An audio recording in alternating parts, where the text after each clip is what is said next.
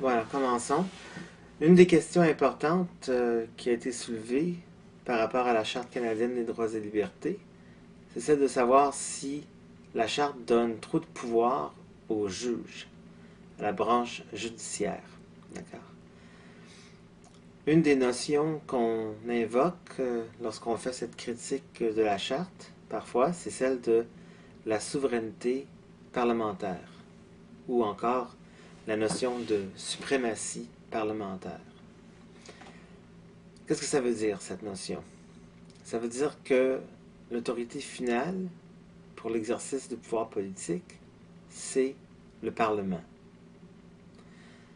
Dans un livre récent, on note que cette notion de souveraineté parlementaire remonte à la pensée de John Locke, philosophe britannique du XVIIe siècle. Alors pour John Locke, le gouvernement était légitime pour autant qu'il exerçait son pouvoir conformément à la volonté du peuple. En d'autres termes, le consentement des citoyens était fondamental pour la légitimité politique. Le gouvernement existait pour sauvegarder les intérêts des citoyens, les intérêts politiques, c'est-à-dire la liberté civile, la protection de ses biens et de sa personne, les droits à la vie, donc à la sécurité et à la propriété. Alors John Locke voulait s'éloigner d'une conception du gouvernement ou de la politique, une conception de l'exercice du pouvoir politique qui était basée sur le droit divin des rois. Alors ça, on a déjà vu ça dans le cours. Donc, pour Locke, l'exercice du pouvoir politique était légitime si l'organisation qui l'exerçait était le Parlement. C'est-à-dire que le Parlement était constitué des députés élus par les citoyens. Encore une fois, c'était les propriétaires, les hommes à cette époque.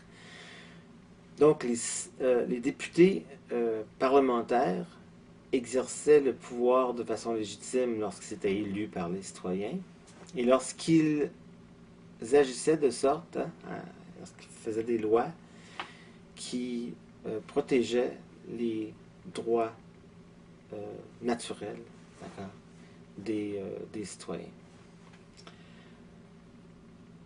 Donc, aujourd'hui, au Canada et dans d'autres démocraties libérales avec des tribunaux qui constituent la branche judiciaire, d'accord, dans ces sociétés libérales, on rejette la notion de souveraineté parlementaire ou de suprématie parlementaire.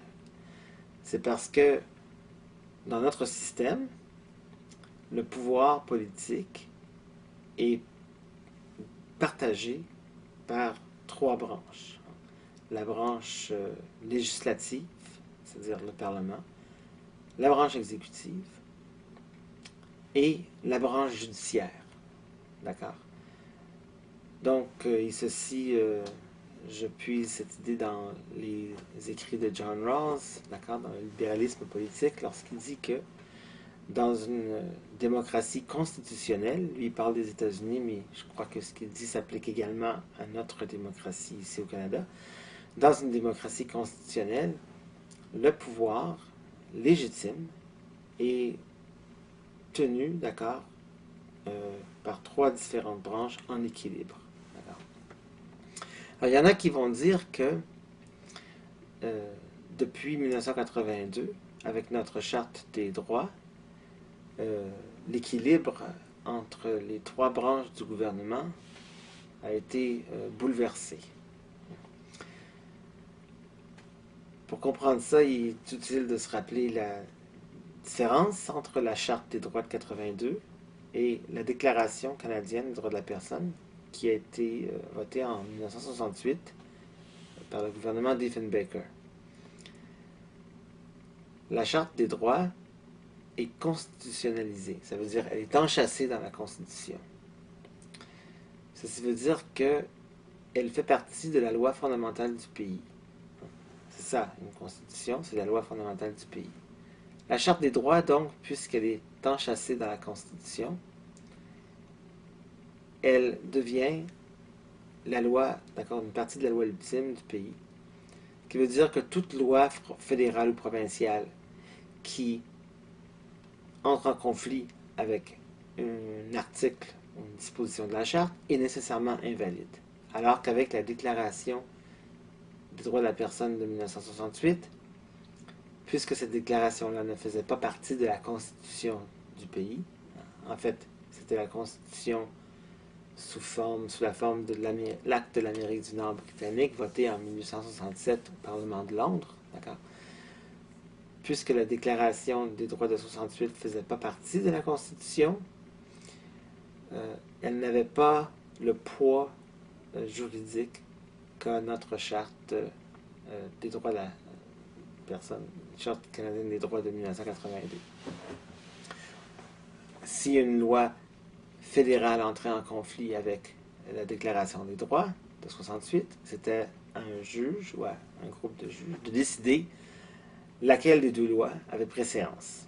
Aujourd'hui, s'il y a un conflit, on sait que c'est toujours la Charte des droits qui doit avoir préséance sur une autre loi. Également, la Charte des droits de 82 s'applique aux lois fédérales et provinciales, alors que la Déclaration des droits de 68 s'appliquait seulement aux lois fédérales. Bon.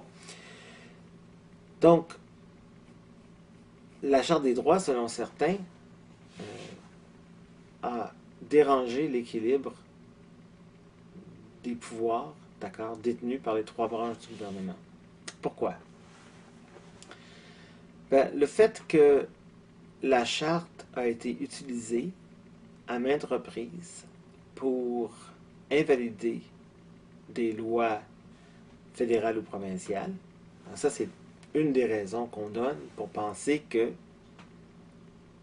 la jurisprudence, c'est-à-dire l'ensemble des jugements basés sur la Charte de 82, la jurisprudence de l'époque de la Charte, d'accord, a transféré un pouvoir qui devrait appartenir à la branche législative et l'a transféré donc à la branche judiciaire. Bon, alors si on regarde tout simplement cette notion-là, cet argument-là, que la Charte, d'accord, a été utilisée pour invalider des lois fédérales provinciales. Ça, en tant que tel, c'est pas un argument très satisfaisant. La loi constitutionnelle de 1982, qui a été votée par les représentants, d'accord, des citoyens, c'est-à-dire la majorité, la grande majorité des premiers ministres provinciaux et bien sûr le gouvernement fédéral en 1982. C'est la loi constitutionnelle de 1982, donc une loi qui a été établie démocratiquement. C'est cette loi même qui donne le pouvoir aux juges d'invalider toute législation qui enfreint un ou plusieurs articles de la Charte des droits de 82. Bon. Donc, c'est par un processus démocratique que la Charte a donné aux juges, d'accord, le pouvoir d'invalider des lois provinciales ou fédérales. Donc, c'est une erreur de dire que le simple fait, d'accord, que la Charte peut être utilisée pour invalider des lois montre que la Charte n'est pas démocratique. Je crois que ce n'est pas un argument très satisfaisant. Il y a d'autres critiques, d'accord, une autre critique qui dit que c'est dans la façon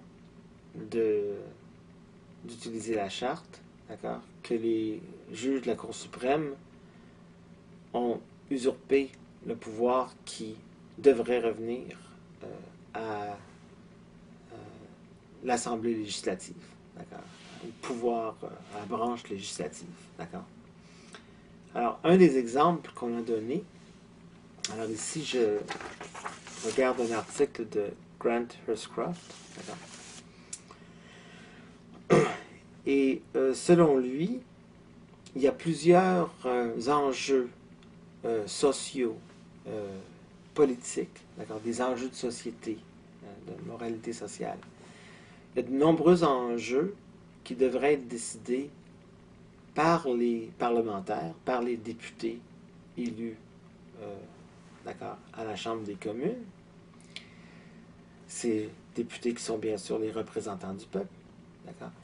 Il y a des enjeux qui devraient être décidés par les parlementaires en consultation avec les citoyens et non par les juges de la Cour suprême. Et alors lui il mentionne certains exemples de décisions qui ont comme aboutissement, si vous voulez, qu'elle règle certains problèmes sociaux qui devraient être réglés, d'accord, traités, discutés dans la société par les citoyens, par les représentants. D'accord? Donc, pour cette raison-là, on peut parler dans cette critique, d'un déficit démocratique créé par la jurisprudence de la Charte. D'accord? Bon, est-ce que c'est un argument satisfaisant? D'accord? Ben, à mon avis, pas vraiment. Si on regarde, ça va dépendre de la valeur qu'on accorde au jugement de la Cour suprême. C'est sûr que c'est une grosse affaire. Il faudra regarder une étendue importante des décisions de la Cour suprême pour pouvoir répondre à cette question-là, pour pouvoir porter un jugement de valeur sur les décisions de la Cour suprême. Mais si on regarde une affaire en particulier, une affaire où la Cour suprême du Canada a invalidé, d'accord, a déclaré inconstitutionnelle une loi québécoise, d'accord, qui interdisait la livraison de soins de santé dans le secteur privé. Alors, si on regarde cette décision-là, on va être en mesure de mieux comprendre, d'accord, la portée, d'accord, la valeur de la critique dont on parle.